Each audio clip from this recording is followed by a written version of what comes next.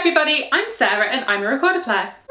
Today we are getting into one of the most famous romantic pieces, yes, romantic on the recorder, Csárdás by Monti. This is one of those pieces that when you hear it you're like, oh, it's that one. It goes like this.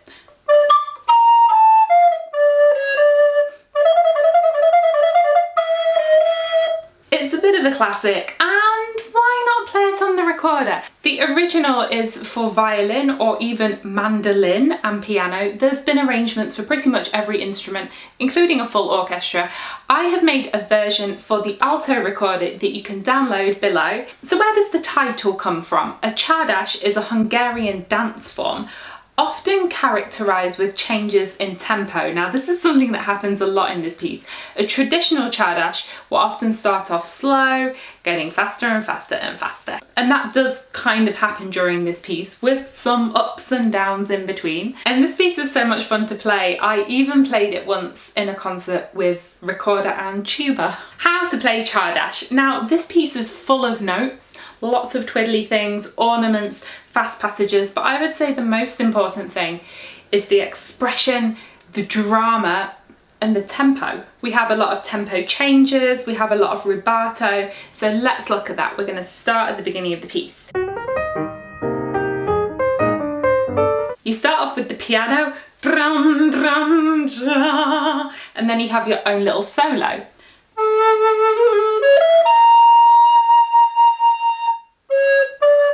Now in the score I've given the rhythm taka taka taka da da da da da da da da da, but you can be a little bit free. A bit free. I've written molto rubato, that means very free. So let's look at the first section. This is the slower one.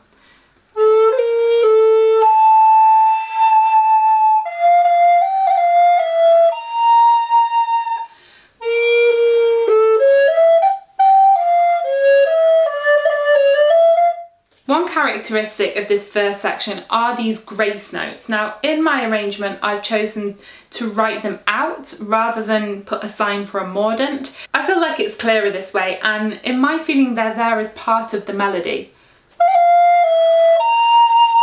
Different to Baroque music, I'm playing these before the beat, not on the beat. For example, bar 20. Then I put the ornaments in one by one.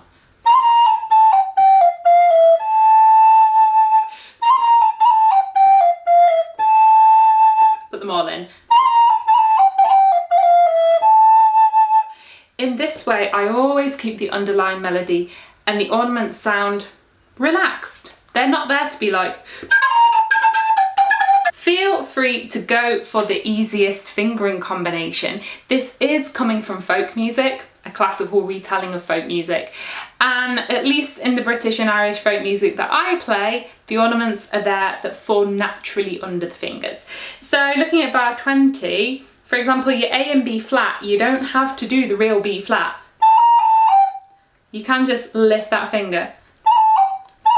Let's talk about rubato. This is how free we're being with the rhythm as a tool for expression. Because of the nature of the music, it's romantic, it's dramatic, we use a lot more than we would in Baroque music. However, it's still really important to know where our beats fall. What is the accompaniment doing at this point? It's giving chords every crotchet or quarter note.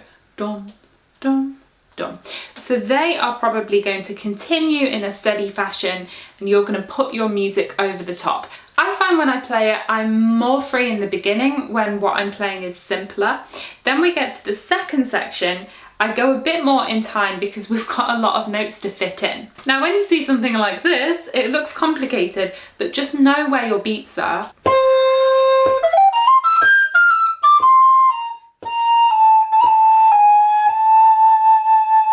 Often we see these big flourishes and we just let our fingers move really fast, and then we don't know where the beat is. You can, for example, hold this first C longer and make that more of a flourish, but that top G, our first and third beat in the bar, let's have those as anchor points.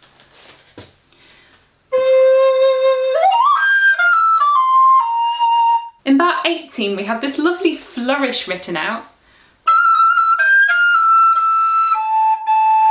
In the original violin version, this is all slurred together, but because on the recorder that high G is in a different register, I've helped you out by you can do what you want, but I would say articulate that to help it speak. Then use a thin stream of fast air. That will help all these high notes sing clearly, and then you don't have to blow much at all.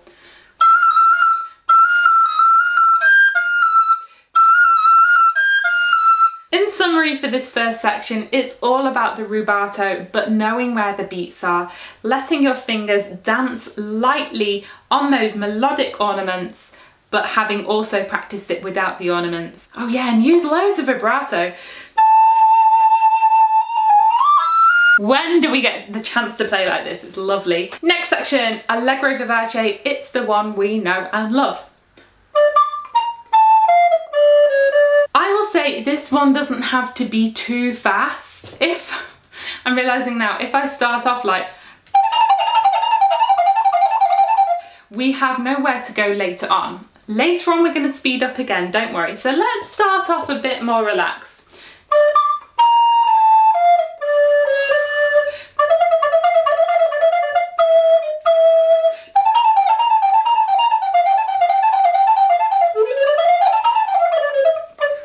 Remember how I said the traditional dance form starts slow and speeds up gradually. We're only in the second section of the piece. This is where we're saying more of the fast notes, so I would say it's all about patterns and exits. Patterns, you'll have a repeating pattern like,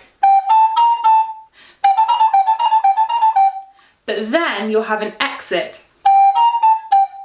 So it's about knowing if you're doing the repeating pattern or where your exit comes.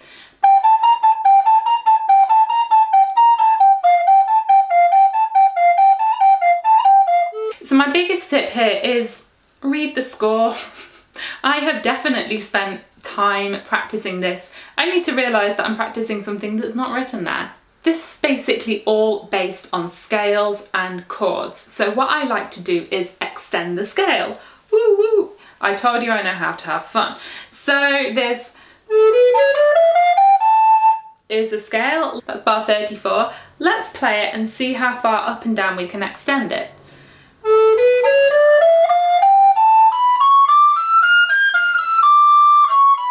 Why do we do this? Well, it forces you to think about what scale you're actually playing, to analyse the notes in it, and to make your brain play them in a different octave. Often in this kind of music, we'll also have a pattern that's repeated later, transposed up or down. So if you've already extended your scale and practiced it, you've practiced that bit later as well, because we'll see those notes again. What I think is probably the trickiest part of the piece, around bar 38. So this is like a C major 7 chord.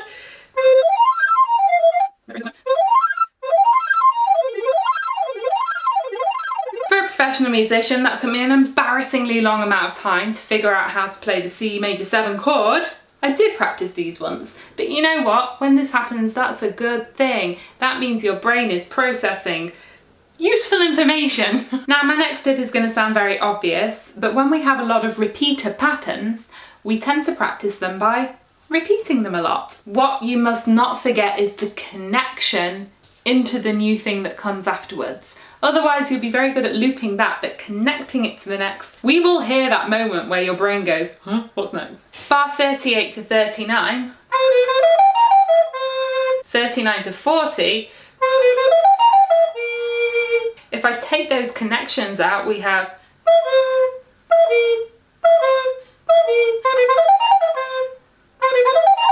whoa, I'm noticing that when I play it going to the C, I can play it fine. When I play it going to the B flat, my fingers mess up, and that's a mental block. That's my brain saying, this one is harder, but it's not actually. If something like that happens, I just slow it down a bit, play it securely at a slow speed. I can do it. This is kind of the secret to a piece like this. It only works if you make it look easy. Well, how to do that. The final step after all of your practice is removing these mental blocks that say, I can't do this, this is difficult. It's about letting it go and trusting it. Like that. What did I do? I just zoomed out a bit and I tried not to worry while I was playing. Next section, molto, meno. This section for me is all about rich, lush sound. Let's get that vibrato back in.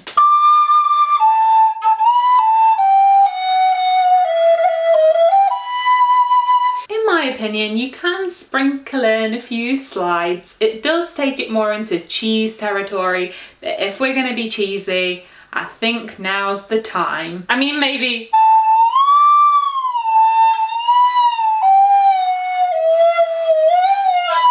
Okay, maybe that's too much, but a little bit can't hurt. Then we get a repetition of this section.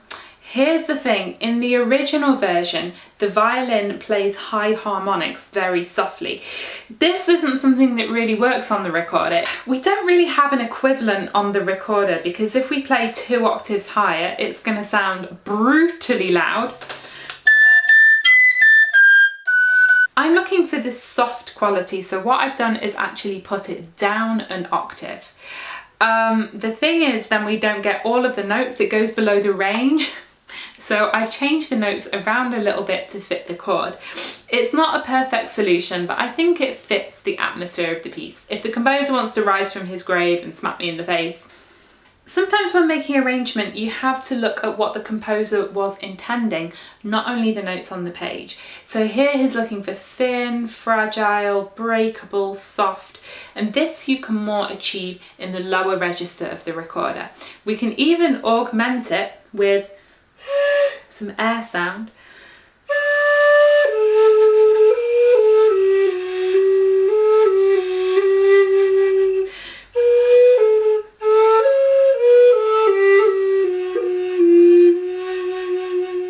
I think this creates a nice atmosphere. If you have a different idea, I would love to hear it. Contrast, the next section we go back to.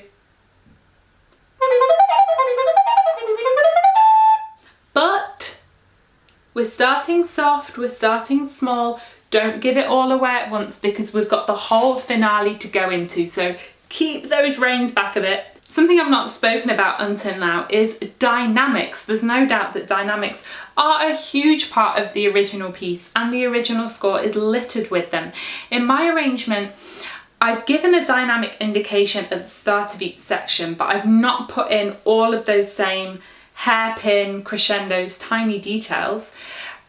With the recorder, we're more used to suggesting the dynamics than playing them explicitly like other instruments would be. In a case like this, we can do a lot with our articulation. So we can actually blow pretty much the same, but by articulating these 16th notes, very short staccato, we can give the impression that it's soft. That means when we reach bar 96, we can start making it less staccato, more fluid. That gives the impression of a crescendo because we get more sound. Then it goes higher, and the natural way the recorder works helps your crescendo too. It works perfectly.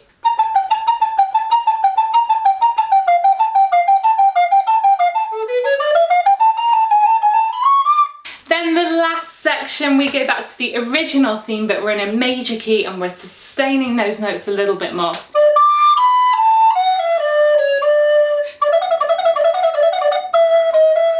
And to sustain these fast passages, you do need to keep blowing. Don't forget to support with your air, otherwise you'll get...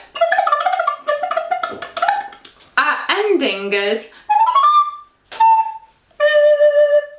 And I can imagine on a violin you can get all those lovely low notes, but on the recorder it sounds a bit like... So I like to put those last 2 notes up an octave, that high A. No, Hi. I want to be in the video. What have you got there? Nothing. Hi, it's me, team recorder friend. Job number 1, look at my crazy hair. Here's a tutorial on how you play Sorry to Your Wife for yelling at her earlier in the day. Root beer, Reese's peanut butter cup. Oh, thank you. We didn't yell at each other, we never do that.